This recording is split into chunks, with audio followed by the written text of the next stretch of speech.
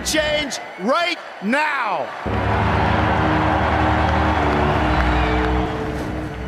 I am your voice.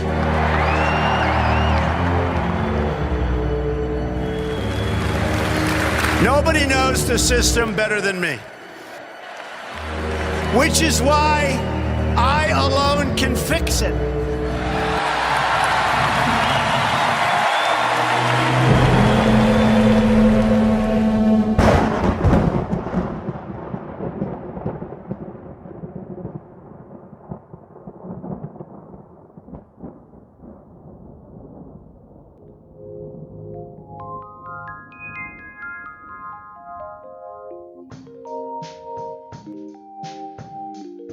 Hello, and welcome to the second ever episode of American Madness.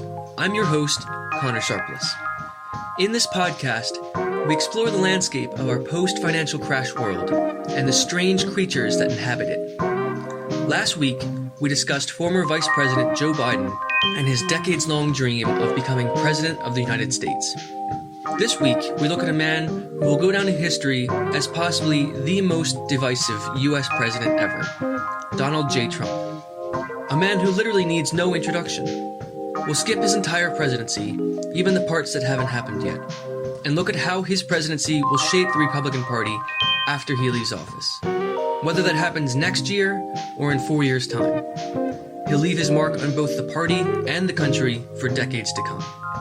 In the lead up to the 2016 election, Trump offered a radical alternative to the Republican establishment and shocked the world with his underdog victory against Hillary Clinton. The Republican elites seem to tolerate a madman hijacking their party and the public image they've cultivated for themselves since Ronald Reagan's 1980 election, so long as it keeps them in power. The mantra of the party has truly become gain power at all costs, but they fail to see that Trump is a short-term asset and a long-term risk. There's a real chance that their embrace of Trump and his style of politics will cast them into the political wilderness for a generation. The question remains to be answered. Is Trump the next Ronald Reagan or the next Herbert Hoover? In many ways, Trump is our first post-recession president. Obama was re-elected with a resounding victory in 2012, in part because Americans wanted to give him more time to fix the economy. The wounds of the crash were still too fresh. By 2016, however, an American electorate scarred by the Democrats' failure to fully address the Great Recession rejected their candidate, who campaigned on everything staying the way it was. In a nutshell, this is what led to the Trump era. But what will life after Trump have in store for us? Join me as we find out.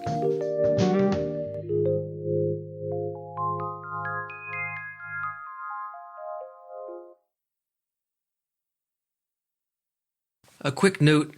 The first half of this week's episode was recorded prior to and during the protests sparked by the death of George Floyd. So if you're wondering why all that is conspicuously missing for the first 30 minutes or so, it's because it hadn't happened yet when I started recording it. In the second half, you're going to hear me bringing this up more, and in my final analysis, it'll factor into what I have to say.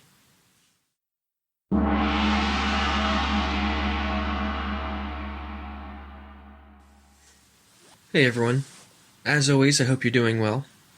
Hopefully you're taking up a new hobby during this time, if you have free time. Obviously, if you're an essential worker, you're probably working crazy hours at this point, and you deserve not only our applause, but you also deserve a solid pay raise. But for those like me, people who are sitting at home with plenty of free time, hopefully you're, starting a new hobby. Maybe it's painting or learning an instrument, learning a language, or even just reading more books, even just catching up on Netflix series or movies you've always wanted to watch but never had the time. This is just we're all waiting for 2021, really. 2020 is just one giant hungover Sunday. So today, we're looking at the Republican Party after Trump. And what is that going to look like? Well, the first factor is when Trump actually leaves office. And there are three options here. The first is January 20th, 2021, when we might see the inauguration of President Joe Biden. The second is 4 years from now, when Trump leaves office after serving as a 2-term president. The third and less likely scenario is any time before or after those 2 dates. It's possible he might die in office, either of natural causes or even assassination. It's possible he might be forced to resign, or he might choose to resign. It's also possible that after the 2024 election, he might be so outraged with the result and with the new president-elect that he might remain in office indefinitely. It would be totally unprecedented, but it wouldn't be the first time he's done something like that. So let's examine what a Trump loss in 2020 would look like. If Trump loses by a large margin, the establishment Republicans like Mitch McConnell and Mitt Romney and Kevin McCarthy are going to rapidly distance themselves from Trump, and they're going to signal to others that they need to abandon his cult of personality if they want to survive. And we would suddenly hear Republican elites talking about the mistakes of the Trump administration and how he set the party back by decades. And they're going to try to shame Trumpian elements of the party in the same way that the establishment Democrats shame progressive left-wing Bernie-crats. It'll be a lot like the early 2010s Civil War within the Republican Party, between the establishment and John Boehner and the newly elected Tea Party Republicans, the people who sort of foreshadowed the rise of Trump. And they're going to point to Trump's loss of the 2016 popular vote, and they're going to claim that Trump's election was nothing more than a fluke all along. They're going to drag back up their old 2015 and 2016 arguments that they used against him and talk about his lack of civility. But it's too late. The genie is already out of the bottle. They've been working with him and supporting him vocally for years at this point. However, senators like Lindsey Graham, Marco Rubio, Ted Cruz, people who initially opposed Trump, are going to return to their former positions, regardless of the fact that it makes them look hypocritical. Because most politicians have zero issue looking like hypocrites so long as they think they can make some sort of political gains from it. However, at more of a grassroots level, many local politicians and Republican voters aren't going to turn their backs on him so easily. They're not going to just throw Trump under the bus. These people really love him. They would rather go down with the ship than see their party taken over by Romney-style Republicans. And this might lay the groundwork for a possible split within the Republican Party. As I mentioned last week, whichever party loses in 2020 will be at risk of fracturing into 2 smaller parties. The Republican Party, ejected from the White House by a sizable margin, might go the way of the former Whig Party back in the 1850s, which broke into several smaller factions, namely the notorious Know-Nothing Party, and also the newly formed Republican Party, which took hold in the northern states and elected Abraham Lincoln as their first president. And Trump-style Republicans are far more nationalistic and populist than most Republican elites. That is to say, they care more about the working class and less about big business. They aren't necessarily in favor of these sort of libertarian ideas of fair trade, especially when it leads to job loss and sending manufacturing overseas. And this may be surprising to some, but a lot of these people are actually in favor of social welfare programs like Social Security and Medicaid. These 2 factions, they do share conservative views on social and cultural issues, but they have very different economic agendas. Just like the Democratic Party, the Republican Party is really a big tent party, and it's full of all sorts of smaller coalitions. And you have to hold those forces together if you want to have any hope of winning. And the departure of Trump might just be enough to break them apart. Alternatively, Trump might lose by a very slim margin. Maybe we'll have a recount in a swing state similar to Florida in the 2000 election. In this case, there will almost certainly be claims of election rigging and voter fraud. Trump supporters are going to cling on to any inconsistencies in the vote they see, and they're going to use that as evidence of a conspiracy by the deep state working against Trump. And there's definitely going to be inconsistencies, because there always are. Whether it's aging faulty equipment or brand new technology that hasn't been properly tested. There's always machines that go down somewhere, which causes long lines. People are going to be tweeting about it. But almost always, these are just simple malfunctions and mistakes, and the end result isn't going to be enough to make a noticeable difference in the vote tally. Unless, of course, the totals are as close as they were in Florida. So when this quote-unquote news of electioneering gets out, I can almost guarantee there's going to be protests by armed militia groups claiming that the government is tyrannical and that the results of the election are invalid. But nothing is likely to come of it. Most of these people just want an excuse to open carry and wave their guns around, pretending like they're modern-day Minutemen. As a bit of a side note, if you look at the Reopen the Economy protests being held by Trump supporters, some of these people I do feel bad for. If you look at the people with the AR-15s, most of them are just rich assholes cosplaying as freedom fighters. They're just demanding that others go back to work because they feel inconvenienced, and they confuse that with oppression. The price of a basic AR-15 on the low end of the spectrum is like $600. Some of them go well over $2,000. So the people who are really hurting right now, the people that really want to go back to work, they don't have the money to waste on an AR-15, especially when they can barely afford an emergency trip to the dentist or even a new car battery. So yeah, I feel bad for some of those people, even if I disagree with their methods. But the pricks with the $2,000 AR-15s, they're just assholes, ruining things for the people who are actually vulnerable. But I digress. And there's certainly going to be more assholes with expensive lethal toys if Trump loses a close race to Joe Biden. I suspect in that instance that Trump is probably going to start a new media outlet, a news syndicate for his supporters. And he's going to continue cashing in on his presidency. That's exactly what his plan was in 2016. He never expected to win. Trump, along with Ivanka and Jared Kushner, had these plans to create sort of a new right-wing media outlet after the 2016 election, which they did not expect to win. One of Trump's many flaws is that he's never taken governing seriously.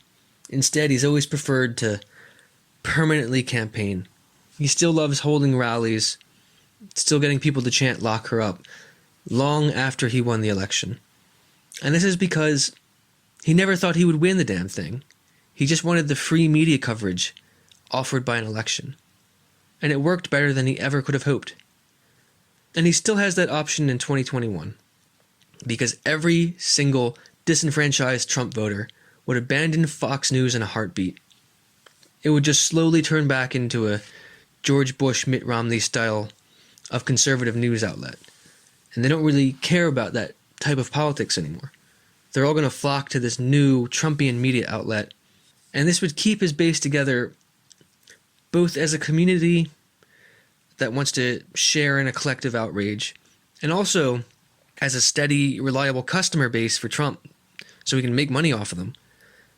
And this might keep the movement intact for 2024, when some sort of new Trump-style candidate might enter the arena of the Republican primaries. In fact, who's to say Trump himself wouldn't run for a second term in 2024, especially if he narrowly loses in 2020? It wouldn't be unprecedented because President Grover Cleveland was both the 22nd and 24th President of the United States. His terms were broken up. However, Donald Trump would be 77 years old by then, and he'd probably become reaccustomed to his ease and privacy of being an ordinary citizen. Even Trump's own family members have stated that he misses his old life before becoming president. He misses being able to just go out on the golf course any day he chooses. He doesn't like the strict confines of a president's schedule. And I'm not sure he would be willing to spend his final days trapped in a job that he hates. More likely, Trump's defeat in 2020 is going to lead to a second Trump at some point in the future.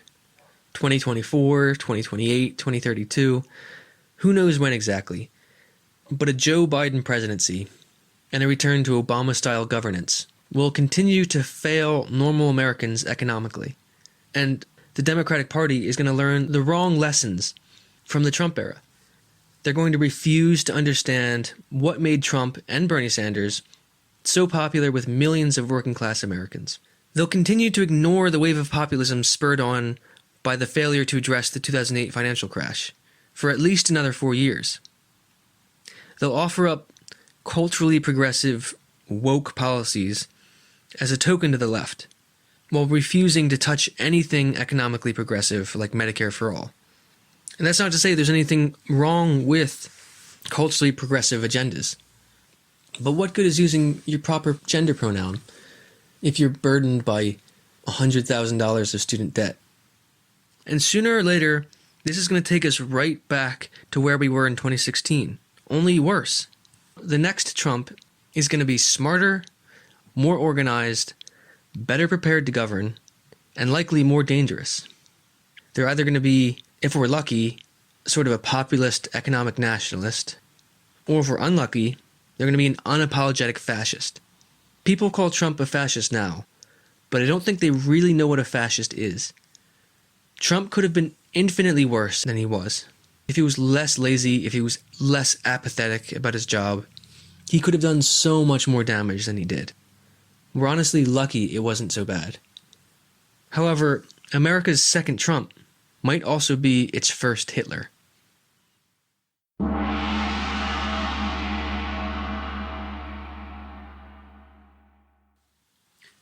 The second scenario is that Trump leaves office in 2024 as a two-term president. In this instance, we have to ask, is he leaving office on good terms or on bad terms? If Trump is barely reelected in 2020 and continues to mishandle our economic recovery, then he's going to be incredibly unpopular by the end of his second term. All but his most devout, diehard supporters are going to turn their backs on him. It would be like trying to defend the legacy of George Bush in late 2008. It isn't hard to imagine a post-COVID second Trump term in which he's failed to save America from an economic downturn, where we're still stuck in Afghanistan, and where he's botched at least one major natural disaster, like an earthquake or a hurricane or a wildfire.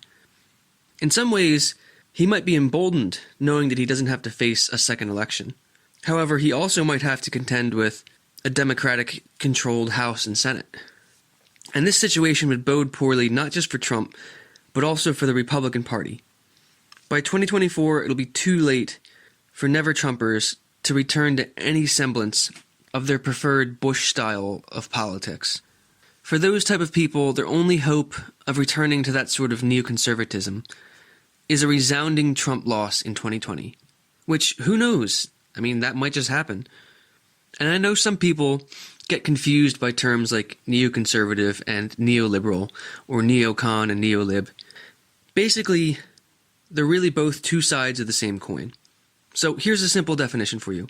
Neoliberalism is the use of federal government power to achieve global dominance through financial might, aka assisting American corporations and Wall Street. Neoconservatism is using federal government power to achieve global dominance through military might, aka a massive army and navy and air force and nuclear capability. So at a very basic level, neolibs want to give all the money to American corporations to ensure U.S. hegemony, and neocons want to give all the money to the military to ensure U.S. hegemony. That's a very rough definition of the two, but I find it's the easiest way to define those two terms. And the Republican Party under George Bush and Dick Cheney was a very neoconservative institution. And Trump's 2016 campaign was a threat to not just neoconservatism, but also neoliberalism. So he championed isolationism and promised to pull America out of expensive and unpopular foreign conflicts. And that was a threat to the neocons. And he also railed against free trade and talked about forcing companies to bring manufacturing back to the U.S., which would have hindered corporations' autonomy and their profit margins. So he was also a threat to the neolibs.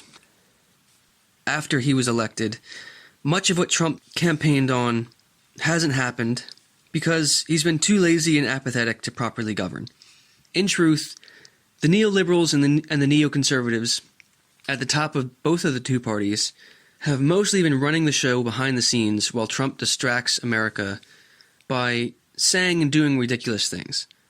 So much of the news is just something crazy that Trump tweeted or some offensive thing he might have done, and very little is what Congress is actually voting on. If you look at most of the bipartisan bills that have been passed, they're normally things like the massive defense budget, the $780 billion budget for the military. And the Democrats had no problem getting on board with that and passing it through the House.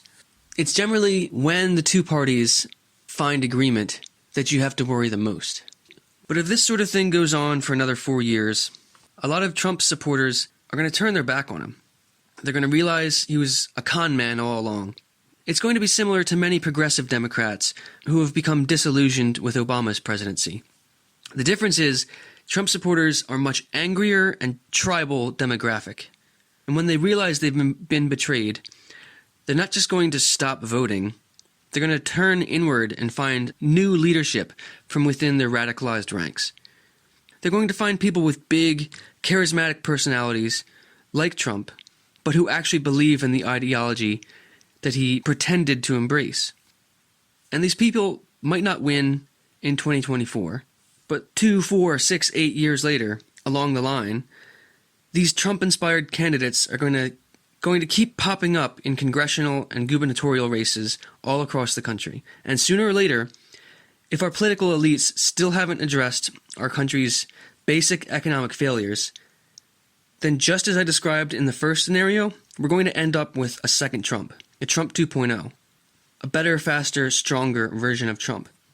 However, things could all be different if Trump manages to follow through on some sort of economic recovery in his second term. If he leaves office on good terms, with the country beginning to prosper again, he's going to be beloved and mythologized the same way that Reagan was after he left office. So a bit of a side note about Reagan. Throughout his tenure, his approval ratings bounced up and down. It was like a yo-yo. He kind of averaged around 50% during his entire presidency. When he came into office, his approval ratings were right around 60%. And then when he was shot in March of 1981, they jumped up to about 68, 70%. But 2 years later, after he increased spending and cut taxes, the economy wasn't doing so hot. Things were worsening under his control. And his approval ratings dropped to 35%. So he reluctantly raised taxes, the economy improved, and his ratings went back well above 50%. And it also helped that right around that same time, he had invaded the major threat of Grenada, kept us safe from them, and he managed to keep a solid approval rating in 1984 and won re-election. Then in 86, when news of the Iran-Contra affair popped up, his numbers plummeted again from 63% down to about 45%. And then when he finally left office, they were right around 60%. I'm getting a little distracted here, but the main thing is, after he left office, his retrospective approval ratings have been above 70% ever since. He was very divisive and even unpopular during and throughout his presidency. But for the most part, people remember the sort of relative stability and prosperity of the 1980s, and Reagan gets all the praise for that. They remember him talking about trickle-down economics, and they put 2 and 2 together in their heads, and they think, that must have been why the 80s felt so good. But memory isn't always perfect. Of course, this is coming from someone with no memory of the 80s, and only a vague recollection of the Clinton administration, if I'm being honest. So I can't really comment on it other than in a learned historical context, but honestly, that might give me the leg up. It might give me a more realistic idea of what the 80s were actually like than older Americans with sort of this rosy, false memory of the Reagan glory days. What I'm getting at is Trump might be given the same treatment by our collective national memory. We don't know that yet.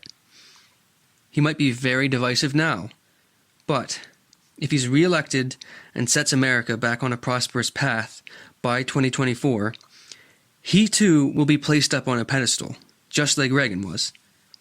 which is the complete opposite of the Bush treatment. So in this instance, the Democrats might be the Whig Party.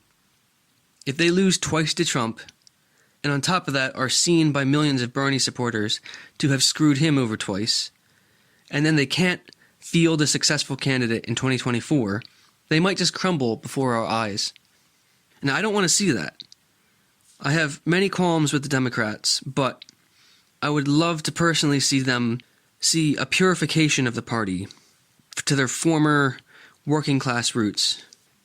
But if we look at historical trends, things wouldn't look so promising for them. They might not be able to recover from that. And I think, despite Trump's teasing comments about running for a third term, he's more likely to anoint a hand-picked successor than try to actually bend the Constitution to his will for a third term. And if I had to guess, I'd say he would pick a family member. That way, he could effectively remain in power, although in the background, and he could also be able to return to running his business full time, which is really what he cares about. Which lucky child would he choose as his heir apparent? Well, I have a few thoughts on that, but I'm going to save that. First, let's discuss the third and least likely, although most interesting scenario.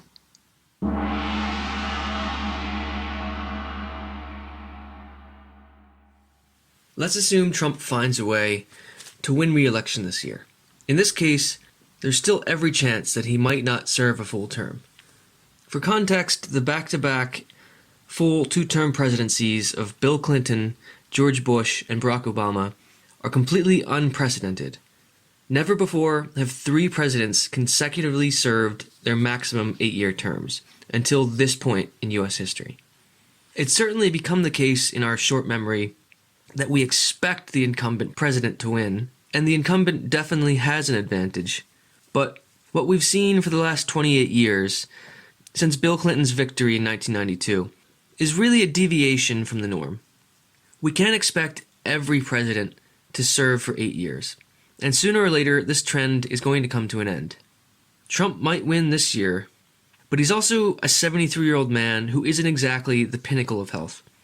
That being said, Trump's mother did live to be 88, and his father lived to be 93 years old. So, from a genetic standpoint, it does seem like he could live for another 2 decades even. But then again, neither of his parents had to face the physical and mental strain of being a sitting U.S. president. Trump could no doubt die in office. A heart attack, or cancer, or even coronavirus. There's also every chance he could be assassinated. He certainly made enough enemies in his lifetime, even prior to his presidency. It wouldn't be surprising to anyone if someone at least attempted to assassinate him. In my mind, this is the only way Mike Pence will ever become president. Trump either has to die, or resign, or be impeached. And yes, I realize he's already been impeached, but that doesn't mean he couldn't theoretically be impeached again. No president has ever faced 2 separate impeachments, but it is technically possible. And that's the only way we're ever going to live to see President Mike Pence.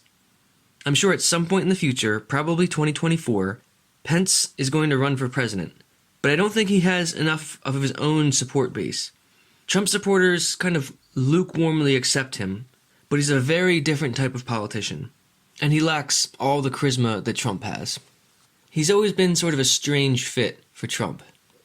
And many from the Christian right and sort of these traditional conservatives of the Republican Party may have supported Pence in the past, but now they might think twice about him, now that he's tacitly gone along with Trump's administration for 4 years and completely undermined his own moral credibility.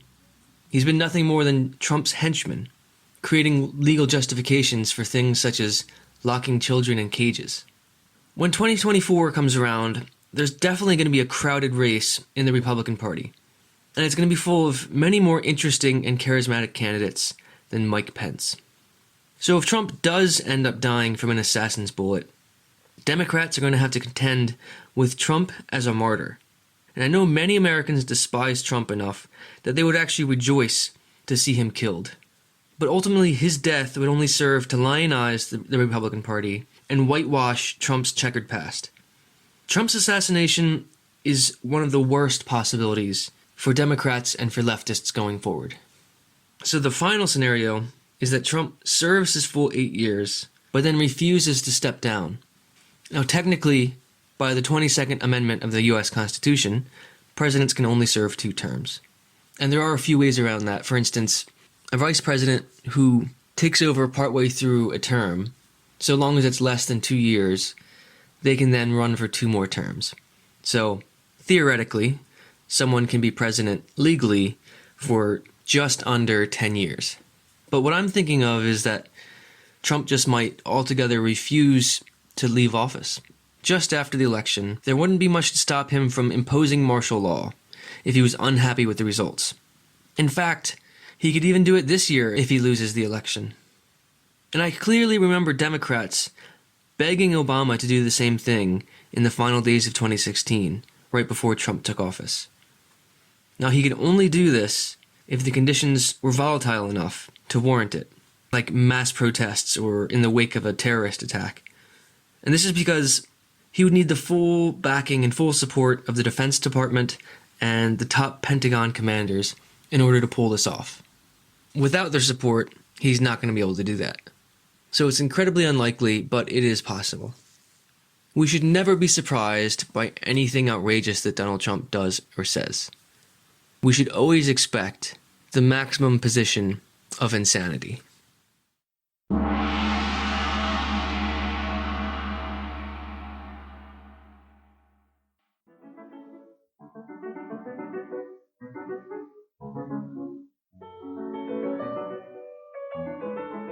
A quick break from the podcast for a short announcement. This is the part of the show that would normally be an advertisement if this show had any sponsors, but it doesn't. It's all courtesy of my own passion and curiosity for the subject. I want to thank you, dear listener, for choosing to spend an hour of your day with me. All I ask is that you subscribe or comment wherever you listen, and reach out to me on Twitter at AmericanMadAF. If you really want to see this show continue and flourish, then please consider becoming a patron at patreon.com/American Madness. Even just a few dollars would make a world of a difference, helping me with the hours of research that go into these shows. Or at the very least, tell others about the show. Word of mouth. Be my propaganda. Anyway, enough of that. Now, back to the show.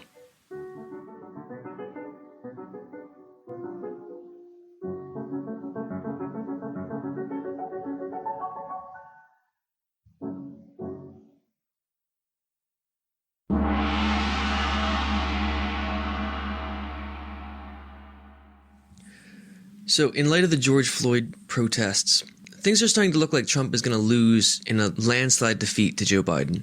If you asked me back in early March, I would have said Trump was headed for a solid victory in November. But between COVID and the protests, anything could happen at this point. And if the election were to take place right now, I think Joe Biden would handedly win. Right now, Trump is on track to suffer a defeat similar to Herbert Hoover. So in 1932, in the midst of the Great Depression, Republican President Herbert Hoover was running for re-election against then-Governor Franklin Delano Roosevelt. And Hoover wrongly believed for the first year of the Depression that it was only going to be a short passing recession, similar to a previous recession they had in 1920 and 1921.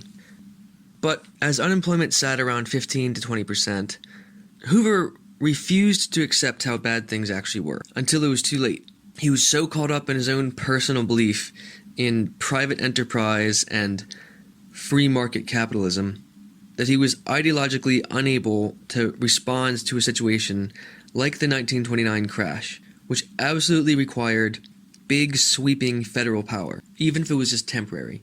For instance, the response to the economy ever since 2008 has been to either do nothing or, if absolutely necessary, give money to the businesses, but never directly to the workers. Because in their minds, if you just hand out money to workers, then it de-incentivizes them to be productive. Conservative ideology is completely unprepared to handle a wide-scale economic disaster, because those disasters necessitate large-scale government responses and intervention. So today, our Republican lawmakers, along with quote-unquote moderate Democrats, who are actually economic conservatives, but they're just culturally liberal, they're either unable or unwilling to use federal power in order to direct emergency funding towards the working class and towards individual citizens, but they have no problem at all shoveling literally trillions of dollars to the biggest American corporations and companies in hopes that bailing them out might save the economy. But they don't realize that normal, everyday people are the economy, and that they're the ones the recovery needs to be directed towards.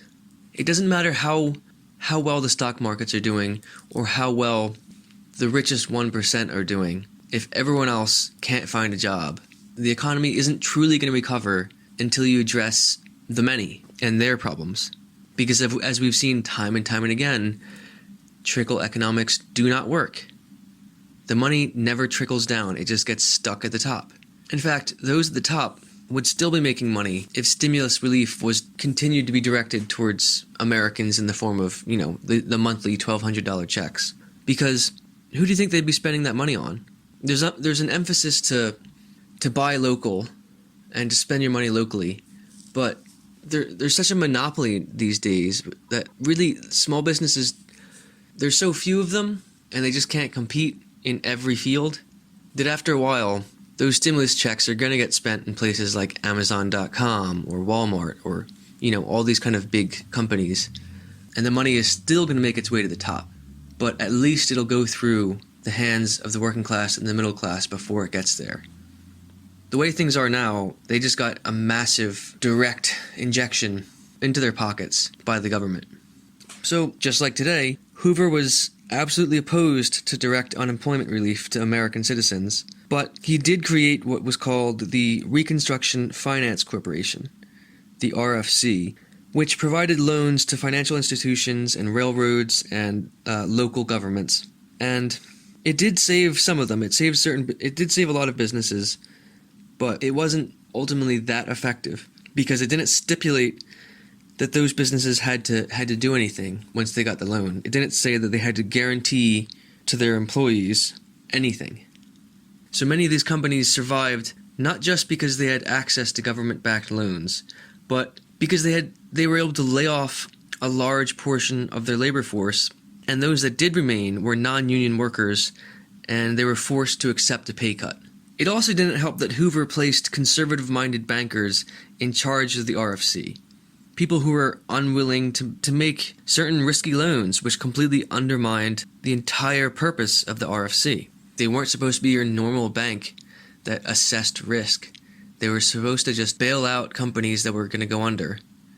People like Hoover, and many of them still exist today, are just too obsessed with trying to run the government like it's a household, trying to balance the budget. And really, that way of thinking doesn't work at the highest levels. The American economy and the budget of Congress, they can literally print money if they have to, if times warrant it, such as in an economic depression. They can literally just print more money. And yes, you can't do it forever because then inflation happens. But you can do it for an entire year. You can pump out more money if you have to and inject it into the economy. And it really won't make too much of a difference. But their conservative way of thinking, they just can't accept that. They can't wrap their head around. They've placed this idea of morality onto the money, and that it's somehow immoral for them to do something like that. So anyway, in July of 1932, in the lead up to the election, Hoover signed something called the Emergency Relief and Construction Act, which was essentially a weaker version of FDR's eventual New Deal. And it helped a little bit, but again, it showed that Hoover's ideology, it failed him and it failed the country during a time that required big ideas and decisive action. Whether or not you're conservative or liberal, in a time of crisis, you should be using every weapon you have to fight the problem. And Hoover agonized over that decision for so long, and when he finally did something, it was too late. And what he did, the solution he offered was just so watered down that it really made such a little difference. In many ways, he made the problem worse, because after the crash, when the economy started looming, Hoover had made all these promises in his first election about imposing agricultural tariffs. And when that bill finally came to his desk, Congress had added on all these other types of tariffs for all these different sectors. And it wasn't the bill that Hoover had intended, but he had made a promise that he was going to sign an agricultural tariff bill. So he had to sign off on this monstrosity of a tariff bill that affected everything. And in doing so, it led to other countries imposing tariffs on us, which in turn worsened the economy altogether. So Hoover's way of thinking, in my mind, it's flawed, but maybe it could have perhaps worked with a better economy. But in a time of crisis, you can't be worried about austerity. You have to just make the decision that'll positively impact the most amount of people and not worry about the price tag in the moment. So all of this isn't to say that Trump's ideology is the same as Hoover's. But between COVID and the protests and now the looming economic depression, Americans want to see a strong and decisive leadership, and Trump has largely flip-flopped and finger-pointed his way through the last several months. And he did this when he could have been using the crisis to his advantage. If he had prioritized more $1,200 checks and direct stimulus relief to Americans over corporate bailouts, and if he had immediately called for the prosecution of George Floyd's murderer, even if he did it for calculated and cynical reasons, he would be very popular at this moment, not just among Republicans, but also among certain independents who don't necessarily like either option, but a lot of them are going to hold their nose and vote for whoever they think is the lesser evil. And Trump could have made himself the lesser evil in those voters' eyes. But instead, especially after he threatened to call in the military to quell protests, essentially saying, "I don't give a damn about the First Amendment," Trump has now become the obvious greater evil.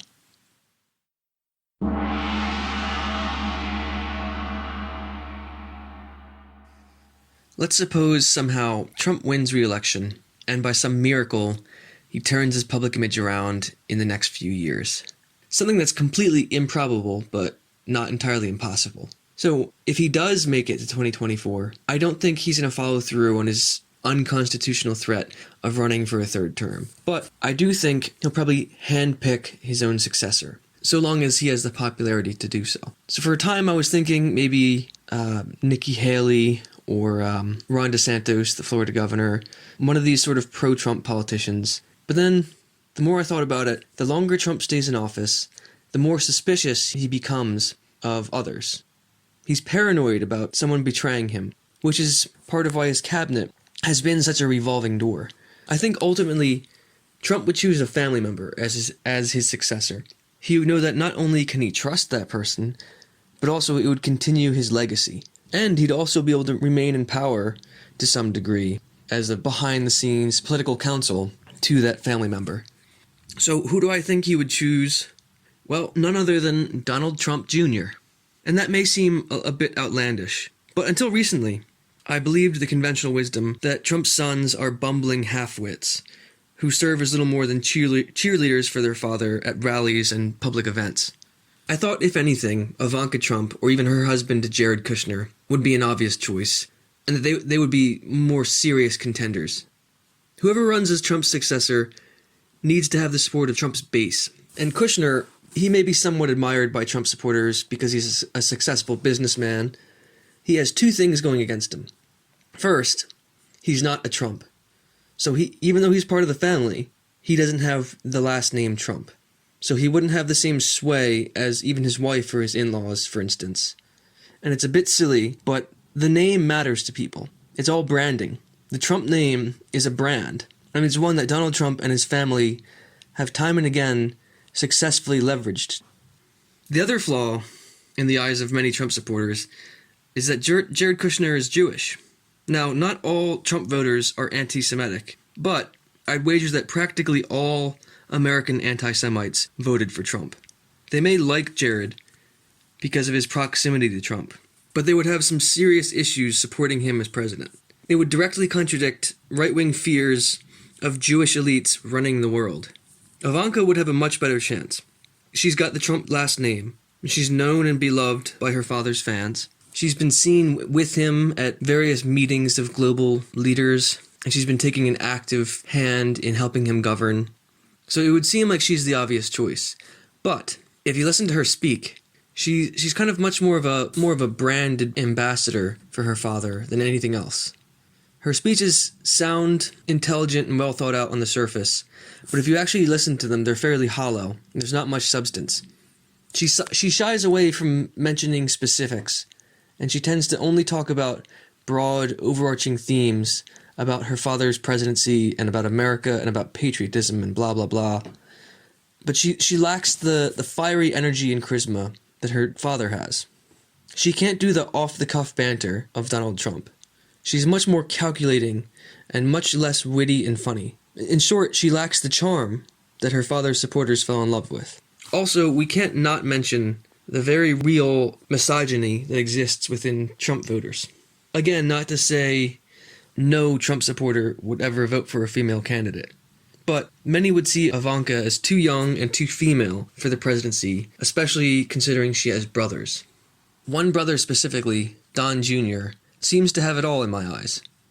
He's the oldest son, so traditionally speaking, he's the obvious successor as head of the family, even if it was just for the sake of the public image. He has the same name as his father. If you listen to his speeches at rallies, he not only sounds like his father, he has the same mannerisms too. And he has the same off-the-cuff wit and humor. And it doesn't hurt that he's a huge online supporter of Second Amendment rights. But is he too stupid? Well, first off, his father was elected as president, so lack of competence no longer disqualifies people from office, apparently. But also, no, he's not as dumb as SNL would have you believe. He actually seems to understand quite well what made his father so successful. I believe if Trump Sr. gave an open endorsement of his son, his supporters would be delighted. Just like Trump himself, many of his voters have also become suspicious of Republican politicians. You can't confuse their love for Trump with love for the Republican Party. There are many national-level Republicans that Trumpers can't stand. Aside from the obvious Mitt Romney, many Trump supporters can't stand Ted Cruz and Lindsey Graham and Mitch McConnell, these very big names in the GOP that they just have no time and no trust in anymore.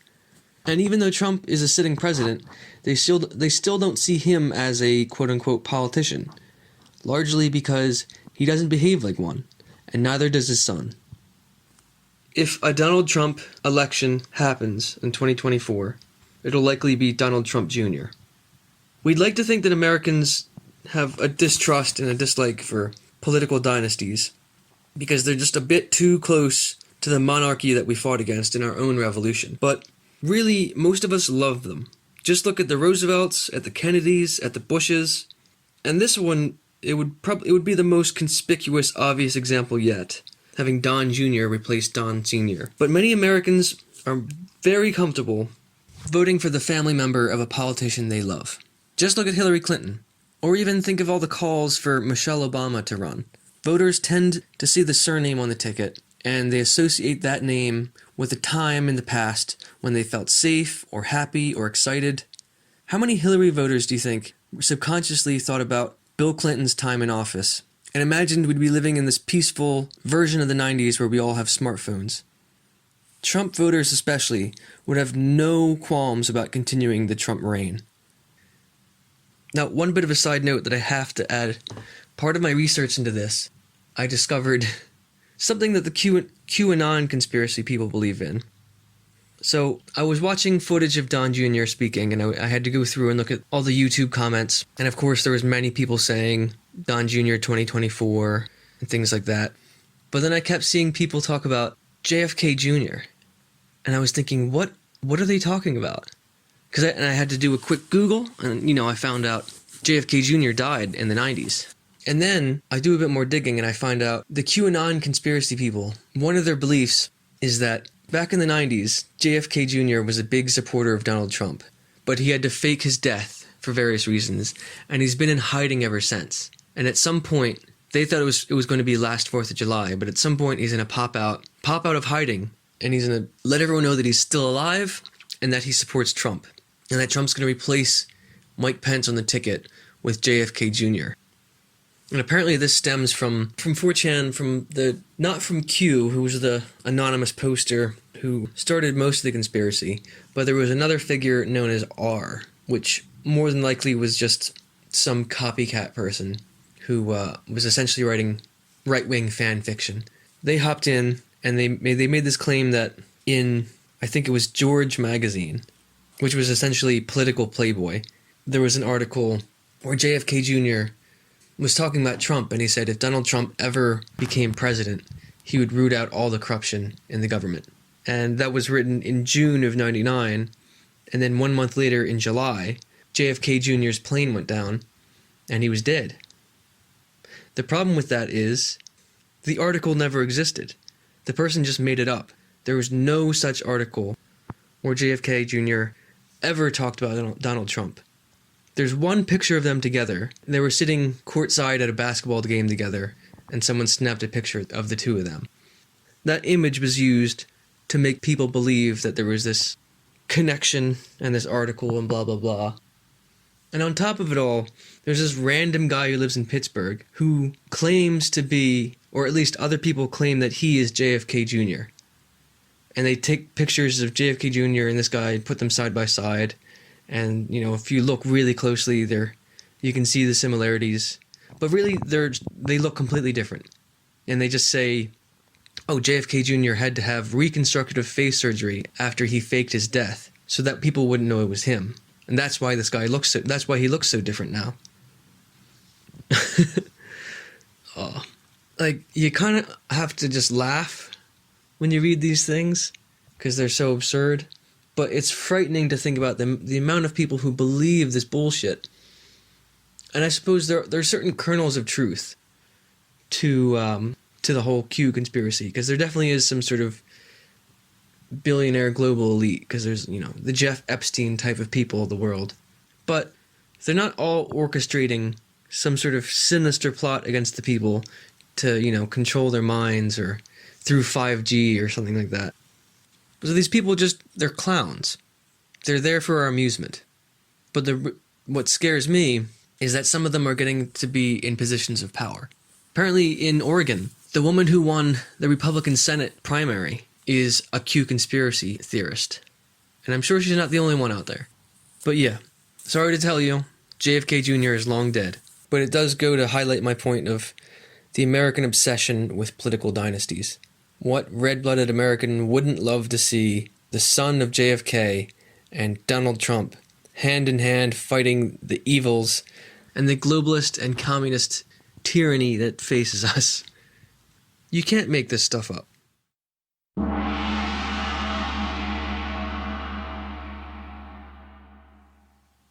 As I said earlier, the worst case scenario for the Democrats and the left and even never Trump Republicans is a Trump assassination, because a Trump martyrdom would be a terrifying weapon for ambitious right-wingers to use. In many ways, it would shape the historical legacy of Trump in a similar way that Abraham Lincoln's assassination made him a martyr. And yeah, I realize how absurd it sounds to be conflating Donald Trump with Abraham Lincoln, arguably the greatest US president of all time. But we have to think about the similarities between the two presidencies. Both were Republican presidents serving during a time of deep and bitter national division. Both were beloved by their supporters and reviled by their detractors. They both served during a time of incredible political realignment amongst the parties.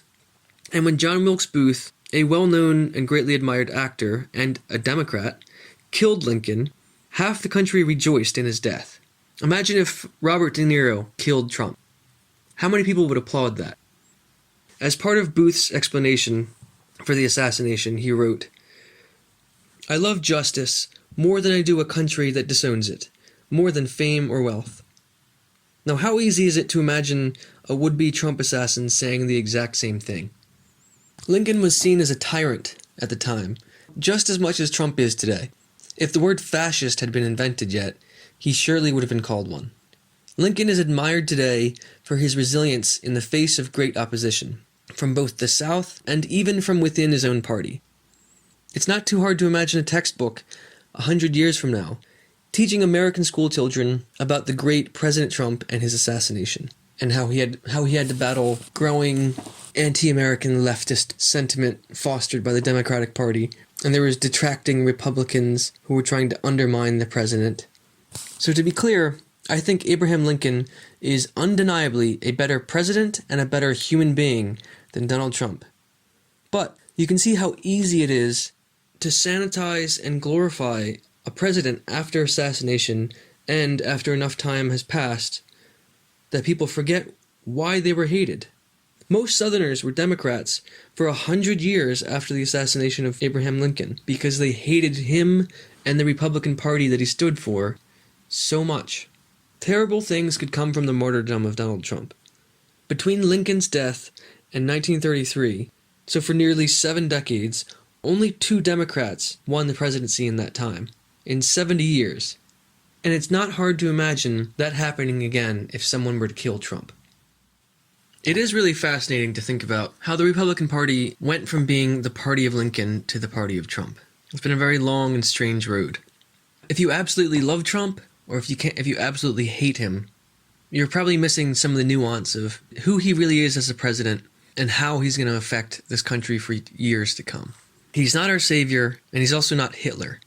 And his presidency alone is about to change this country in ways that we can't even imagine yet. What Trump does in the next few months leading up to the November election will either make or break his own presidency, and also is going to set the course for probably the next 2 or 3 decades. If Trump can find a way to save himself and save the party, then it could be the end of the Democrats. If he can't, then it might be the end of the Republican Party. We're at a time and a place where something has to give. And if Trump loses this time around, and never Trumper elements of the party try to revert back to an older Bush-style party, it's just not going to work. Because first of all, that's not what most of the party wants at this point, especially on a grassroots level. But also, it's ultimately going to lead to someone even worse than Trump.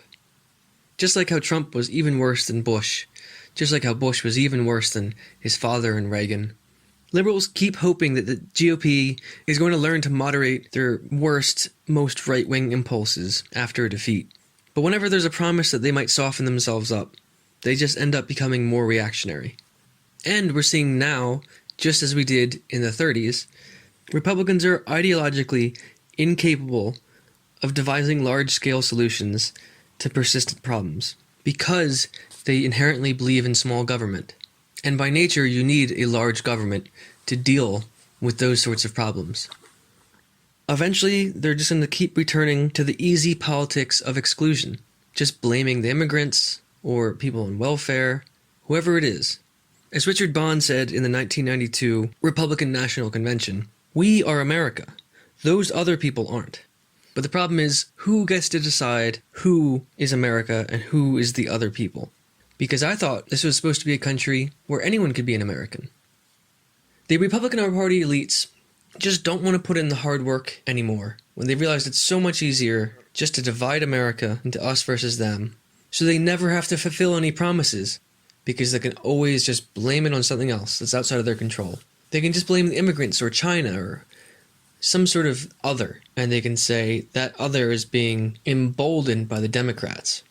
Because the Democrats just want to open up the borders and let everyone in, even if they're a terrorist. And that's how you end up with something like the Tea Party movement back in 2010, or Trump's election and his supporters in 2016. The people at the top who are saying and spreading this propaganda, they might not necessarily believe it. But sooner or later, people who do believe it are going to win seats in Congress, win governor seats, win state legislatures, and suddenly you have people in power who are woefully misguided and misinformed, and they have such good intentions of saving their country, but their version of saving the country involves harming a lot of other people. So at this point, it looks like there's a very real chance that Trump's going to lose to Joe Biden. And I really hope when he loses that enough people learn the lesson of Donald Trump, and they realize that he wasn't just this anomaly that came out of nowhere, but it was so many more complex reasons of Americans being misinformed and deeply unsatisfied. And especially since the crash, Americans have largely realized that the people in power actually don't know what they're doing, or they don't care about other people below them. They only want to better their own interests. And everyone else be damned. But I really fear that Biden is going to win in November, and Democrats and Republican never-Trumpers are just going to try to go back to the way things were and try to pretend Trump never happened and go back to sort of a weird imagined Bush and Obama consensus, which never existed. And they're going to ignore all the reasons why people voted for Trump or why people voted for Bernie Sanders even. A lot of people don't want to go back to the same, if the same means that they're going to either be unemployed or they might have to work several jobs. If they or their children are going to have to be indebted tens of thousands or hundreds of thousands of dollars just so they can get an education, which doesn't even guarantee them a job that pays that much. If they have to face rampant addiction in their neighborhoods, in their communities, and in their families, that no government or no person in a position of power seems willing to do anything about, then it's ultimately just going to lead to someone even worse than Trump. Trump just stumbled his way into this position. He wasn't some sort of evil genius. He was just a lucky idiot. The only thing he's good at is campaigning and marketing, and he was able to market himself successfully as something he isn't. He got voters to believe that he was a man of the people. So I have no idea what's going to happen next. But all I know is things are never going to go back to the way they were before Trump was elected. I know that if the election happened now, in June of 2020, Biden would definitely win. All of the polling has him way above Trump, anywhere between 8 to 14 points ahead of Trump. And yes, that's definitely going to get closer and closer as the election approaches. But that's a lot of ground for Trump to make up in a few short months. But anything could happen at this point. So I wouldn't be entirely surprised if Trump does win re-election. Literally anything at all could happen. We might not even end up with Trump or Biden. Maybe we'll end up with Pence. Maybe we'll somehow end up with Bernie Sanders. Just think about how many things have happened since January of this year. And then think about how many more things could happen between now and November. So I definitely see Trump's loss more likely than his victory.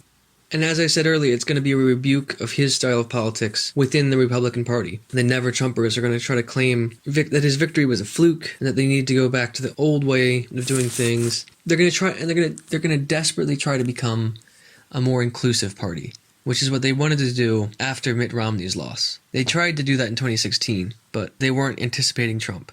This time around, they're going to try to do it again. I foresee someone like Candace Owens becoming a rising star in the Republican Party if she runs for office. I think she's full of shit, and I think she's very misinformed, and she's a total opportunist. But it doesn't really matter, because she's a symbol of diversity in the Conservative Party. And I think she'll be followed by many other millennial conservatives and conservative people of color. But I think it's too late. I think they should have employed that method back in 2012. And I think the Democrats have really solidly proven themselves to be the party for diversity.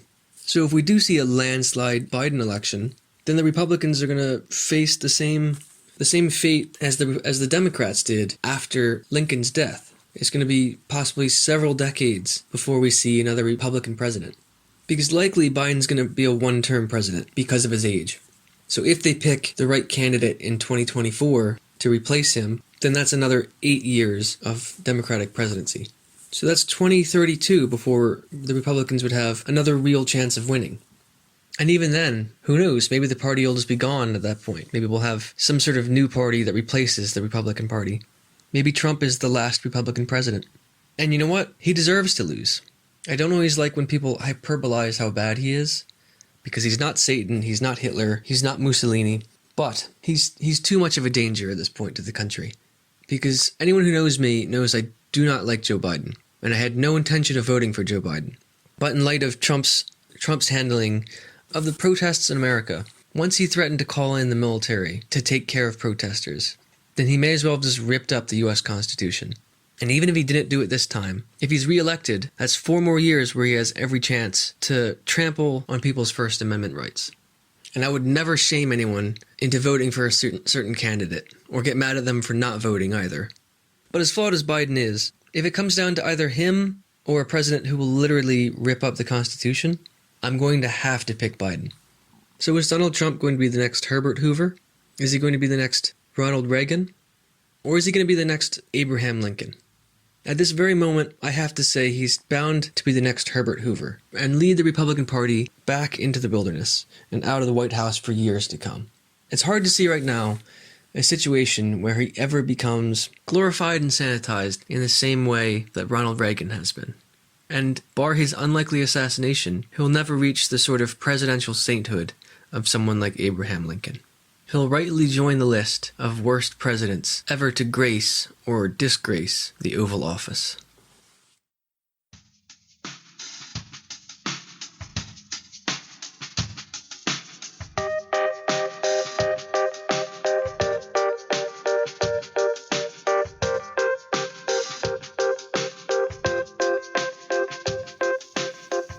Thanks for listening to this episode of American Madness. I know it was a bit more directionless than the first episode, and I'm sorry that it took so long to put this episode out. But we're living through a time that's so turbulent, it's very difficult to keep up with everyday events. In the time that it takes me to do research, any number of things could happen from day to day that changes what I think I should be talking about, and what I should be covering. More than any other part of my life, I can definitely feel like we're living through history at this moment. I'm sure that's something that everyone can relate to. And it's a bit of a struggle at times to comprehend it, let alone analyze it. I hope to put out more episodes and begin sticking to a more rigorous weekly schedule of podcasts. I can't guarantee there won't be another hiccup where it's several weeks between episodes, but I'm learning as I go. And I'm thankful and gracious to you, the audience, for giving me a chance. If you enjoyed this episode, please feel free to reach out. If you have any suggestions for future episodes, let me know. As always, you can reach me on Twitter at AmericanMadAF or on Patreon at patreon.com/American Madness. Next week, I hope to have a more concise episode for you. Please stick with me. And again, thank you.